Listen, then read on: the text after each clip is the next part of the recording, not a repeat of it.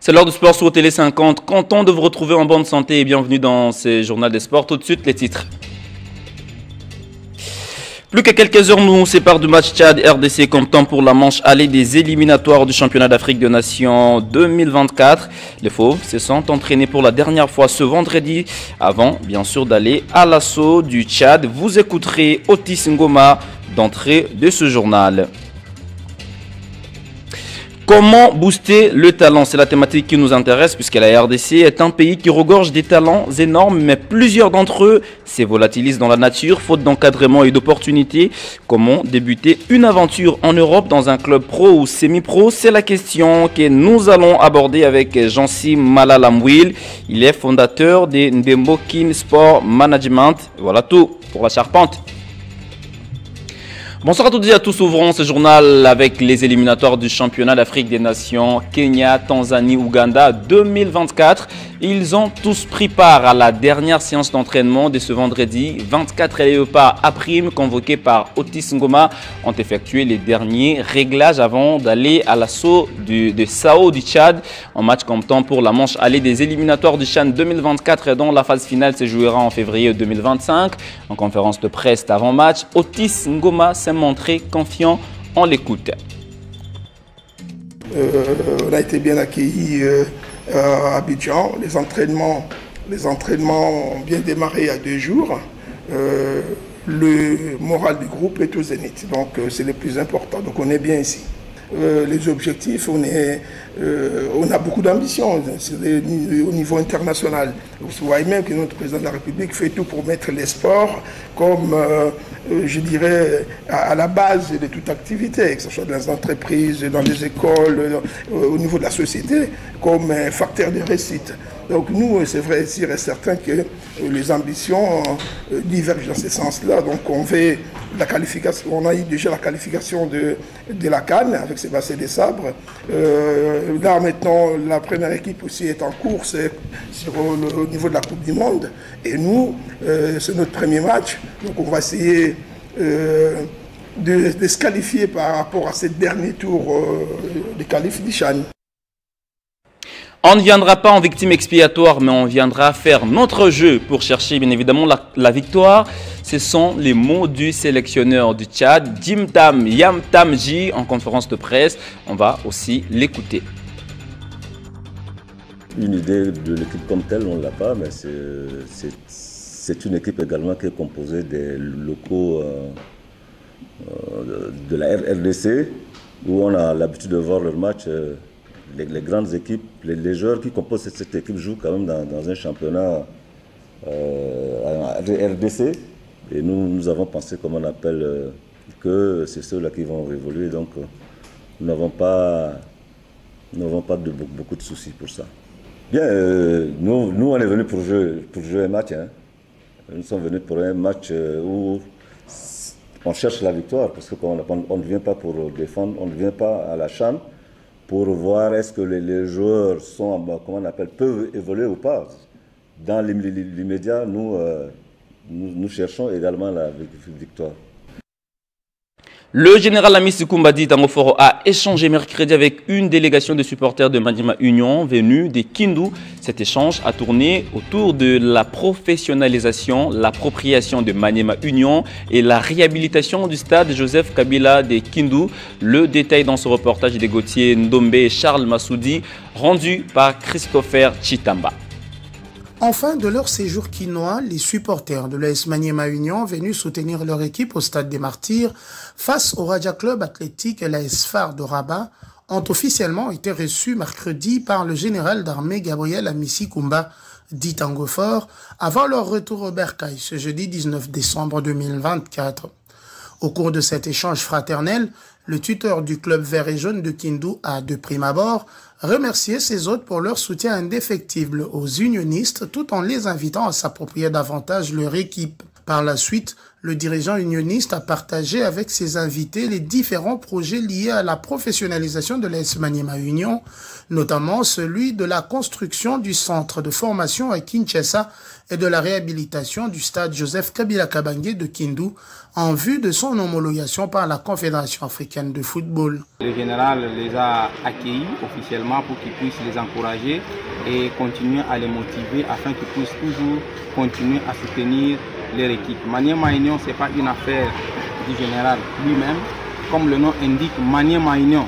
Maniema Union, c'est une affaire de toute la province du Maniema et le général appelle à la mobilisation de toute la communauté maniemienne, qu'il soit du territoire de Kaïdo, Kabambare, Kibombo, Kassongo. Toute la jeunesse, toute la population du Maniema doit se ranger derrière Maniema Union parce que Maniema Union représente valablement notre province et le général est là comme notre leader et nous devons être derrière lui pour le soutenir. À leur tour, les supporters ont exprimé leurs différents desiderata pour chuter sur la désignation du conseiller Wingramazani Yuma en qualité de leur représentant à Kinshasa et auprès de la hiérarchie du club. Pour lier l'utile à l'agréable, quelques enveloppes ont été remises aux visiteurs et un repas convivial servi en leur honneur. Parlons à présent des Illico Cash Ligue 1. Kinshasa va vibrer dimanche 22 décembre au rythme du derby Renaissance du Congo. Daring Club Motema Pembe, ce sera bien sûr au stade de Martyr de la Pentecôte. Bien avant ce choc, V Club et l'Académie Club Rangers se donnent rendez-vous déjà ce samedi au stade de Martyr. Après avoir battu les Aigles du Congo, les académiciens veulent enchaîner une autre victoire face à V Club qui est aussi resté sur une série de 5 victoires. En conférence de presse avant-match, Youssouf Dabo a laissé entendre que ses joueurs vont aborder cette rencontre avec beaucoup de concentration possible. On l'écoute.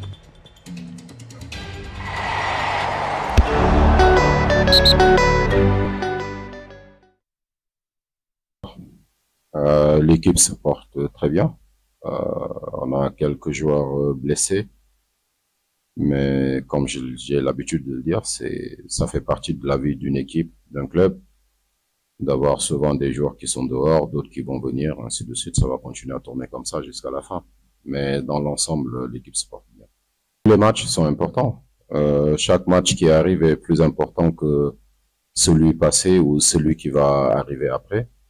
Là, le plus important pour nous, c'est d'arriver demain sur le match et voilà, de pouvoir mettre en place les choses qu'on a préparées, qu'on met en place depuis un certain moment, rester concentré sur le match et on verra après le résultat ce que ça va donner.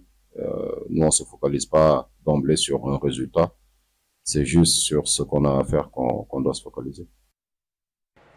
Le RDC n'est pas seulement un pays riche en minerais, mais il est surtout un pays bourré de talents en football. Mais pourquoi tous ces talents ne s'épanouissent pas? Comment saisir les opportunités qui se présentent pour exprimer son talent? On fait le point avec Jancy Malalamwil.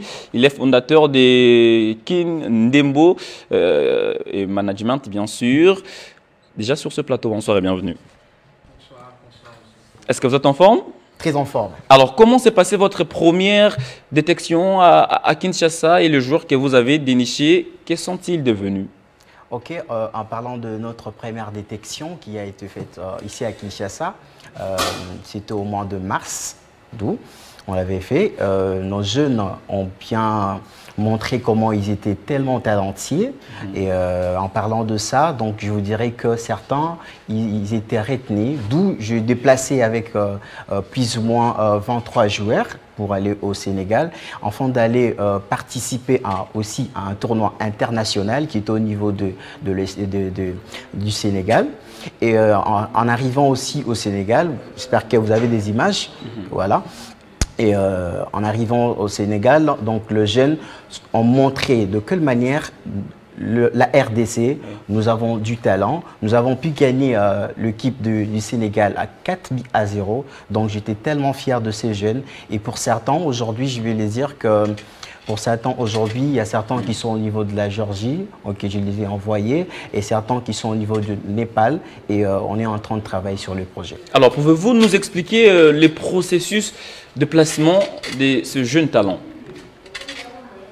Par rapport à ce jeune talent qui a été retenu d'abord dans notre première détection qu'on a effectuée à partir d'ici, je vous dirais que ces jeunes, pour l'instant, ils sont dans la période de formation dans certaines académies où nous les avons placés pour se faire former.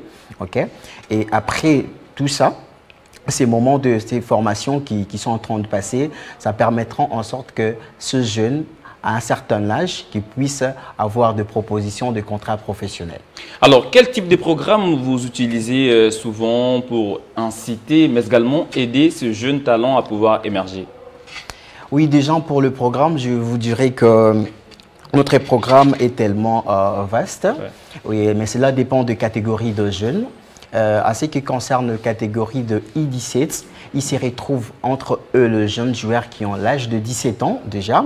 Et à ce qui concerne les jeunes qui ont 18 ans, ils se retrouvent entre eux les joueurs qui ont 18 ans. Et on place chaque équipe avec des coachs professionnels, donc pros, qui leur forment avec le norme de formation que la FIFA aime bien donner à chaque joueur. Ça dépend de catégorie. Vous voyez ce que je veux dire par là. Oui, alors après avoir suivi votre programme, que deviennent ce jeune talent après 5 ans? Oui, en fonction de notre programme, pour on est en train de travailler, on travaille là-dessus. Après 5 ans, chaque joueur, le joueur qui signe le contrat, donc qui travaille dans la formation, je peux dire, avec l'As Rosas, qui vont travailler avec l'As Rosas. L'As Rosas, d'ailleurs, qu'on est en train de voir en image. Oui, allez-y. Effectivement. Donc, ces jeunes sont sous contrat du club l'As Rosas. Et l'As Rosas leur met maintenant à la disposition de tout le club. Mais à un certain niveau, vous devez comprendre que la formation se limite à l'âge de 19 ans. Donc du coup, quand un jeune joueur, il a 17 ans, c'est-à-dire dans l'As Rosas, il a plus ou moins 2 ans de formation avec l'As Rosas. Quand il a 18 ans, il a plus ou moins une année de formation. Et après, à l'âge de 19 ans, un jeune ne doit plus être formé dans l'académie. Normalement, on doit lui trouver un club de semi-professionnel ou professionnel. Donc, c'est un peu comme ça qu'on travaille là-dessus avec l'As Rosas. Et l'As Rosas qui sera aussi à Kinshasa? Bien sûr, l'As Rosas, en fait, c'est un partenaire officiel de Real de Madrid, qui va travailler en collaboration avec notre structure Ndembo Kin Management, que nous sommes le co-organisateur avec Amelian Sport Management, qui est aussi en Espagne. Vous comprenez? Donc, ils viennent pour enfin travailler avec notre programme qu'on met en place pour le jeune, afin de pouvoir prendre le jeune à partir d'ici et les emmener pour la formation en Espagne. Merci beaucoup, Jancy, pour toutes ces précisions. On espère que de temps en temps, vous passerez pour donner un peu ce genre d'opportunités aux jeunes footballeurs qui désirent, bien évidemment, aller tenter leur chance en Europe, en Asie et pourquoi pas en Océanie. Exactement. Et un dernier mot? En dernier mot, je voulais aussi préciser, comme nous sommes au mois de mars, le mois de la femme aussi, il y a aussi une belle surprise qu'on a préparée pour les femmes. Donc, je vous dirais que l'équipe de Bing Barry, donc au niveau de l'Italie, Madame la présidente Alexandra, qui sera aussi présente du 25 au 29 mars ici à Kinshasa, afin de venir voir le jeune joueur. Et ils sont en collaboration étroite avec la Juventus et la AS Roma. Merci beaucoup, Jancy Malalamwil. Je rappelle que vous êtes fondateur de Ndembo Kin Sport Management. C'était un réel plaisir pour nous de vous recevoir sur ce plateau. Ainsi prend fin ce journal des sports. Merci à vous de l'avoir suivi. Dans quelques secondes, retrouvez le journal de Jenny Kayembe Moussobola. Moi, je vous retrouve déjà demain dans Au cœur du sport pour la première partie de l'émission Bilan annuel. À très bientôt.